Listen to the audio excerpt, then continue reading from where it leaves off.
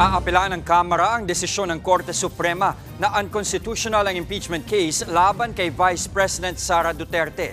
Ayon kay House Speaker Attorney Princess Sabante, ang findings ng kataas-taasang hukuman ay salungat sa opisyal na record ng Kamara.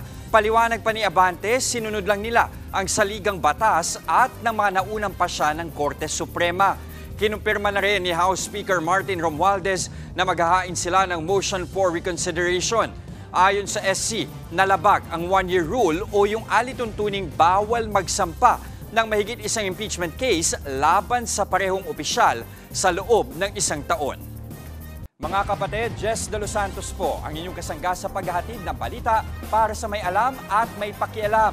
Para sa tuloy-tuloy na makabuluhang balitaan, mag-follow at mag-subscribe na sa social media pages ng News 5.